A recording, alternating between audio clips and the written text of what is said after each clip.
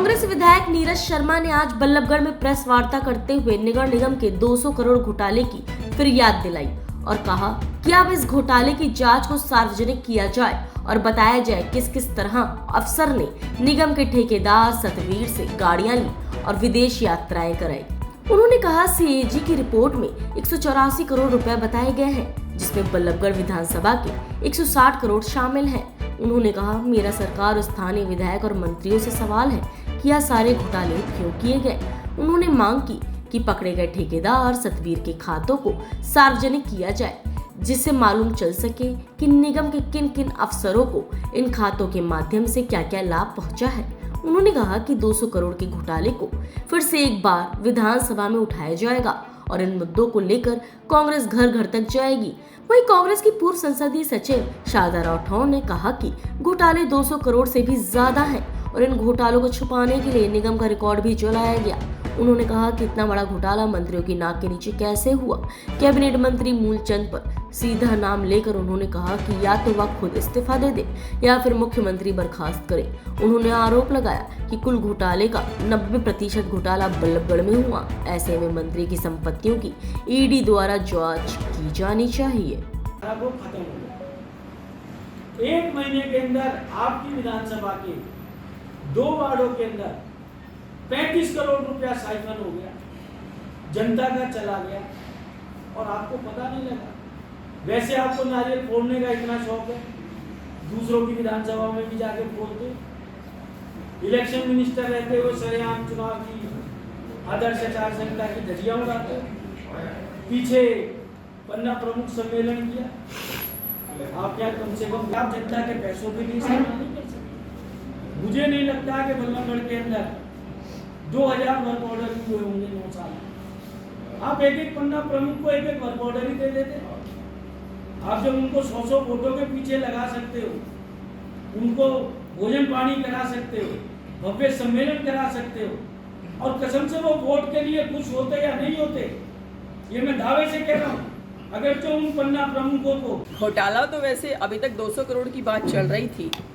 मेरा मानना है कि 200 करोड़ से कहीं ज़्यादा है, क्योंकि रिकॉर्ड जलाया गया और बार बार सही तथ्य पेश नहीं किए गए, सही जांच नहीं की गई। तो सीएजी ने जो माना है 184 करोड़ का, मैं उस पर ही नीरज शर्मा जी की तरह उस पर ही टिकती हूँ कि 184 करोड़ का भी घोटाला यहाँ कैबिनेट मंत्री मूलचंद शर्मा जी की नाक के तले हो रहा है, तो इनकी क्या नैतिक जिम्मेदारी बनती है।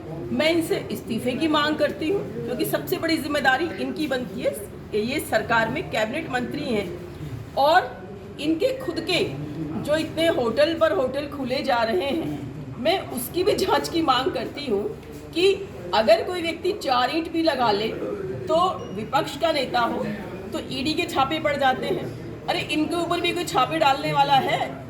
इनके इतने जो कामकाज हैं, ये क्या सब दूध के धुले हुए हो गए? अगर सरकार में है तो ये लोग माइनिंग के इतने घोटाले हैं, माइनिंग के घोटाले में भी इनकी जिम्मेदारी बनती है। माइनिंग में जो भिवानी में इतने लोग मरे, एक पुलिस का ऑफिसर मारा गया, उसमें भी इनकी नैतिक जिम्मेदारी बनती है।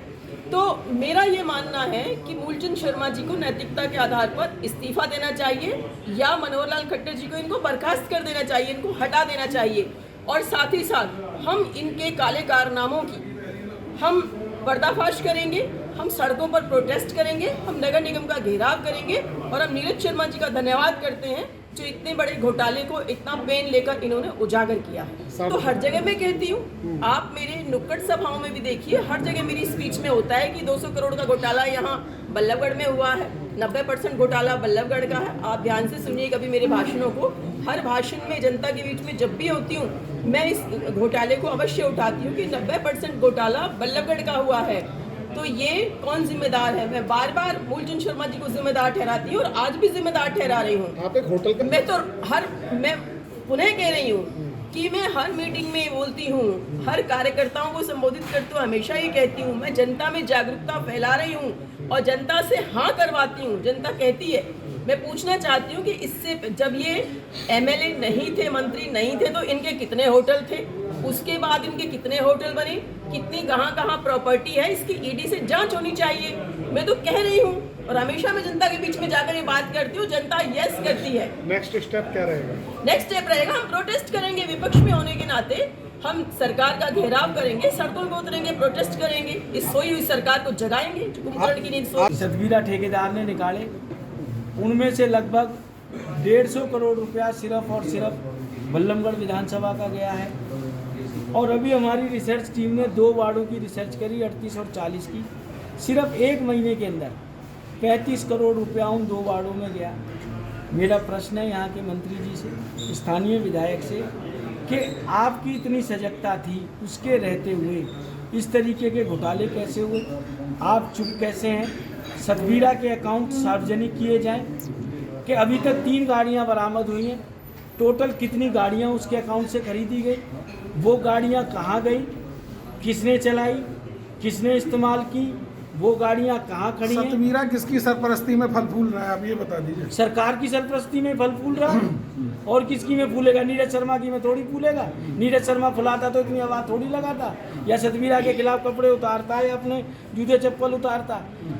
भ्रष्टाचार रूपी दानव, चाहे वो सतवीरा के रूप में हो, चाहे साध्वी के रूप में हो, चाहे किसी और के रूप में हो, सारा का सारा इस सरकार के मंत्रियों के और इस सरकार की रहनुमाई में ही फल फूल। दो आरोप आपके तरफ से लगाए गए हैं बड़े, एक तो गाड़ियों को लेकर, एक टिकट को। ये किसके लिए टिकट कराई गई, आपको कोई जानकारी है? गाड़ी किसके लिए दी गई, वो कोई जानकारी आपको है? मेरे पास जानकारी है, वो मैं जरूर दूंगा। पहले तो मैं सरकार से पूछ रहा हूँ, सरकार सार्वजनिक करे, सरकार क्या कहती है? नहीं, आप सरकार भी तो बताएं। आप आरोप लगा रहे हैं तो आप स्पष्टीकरण आप बताइए ना, सबूत दीजिए। एक बड़े मंत्री पर, सरकार पर एक आरोप। मैंने आरोप किसी पे नहीं लगाया। मैं तो कह रहा हूँ कि सरकार उसके अकाउंट सार्वजनिक करे।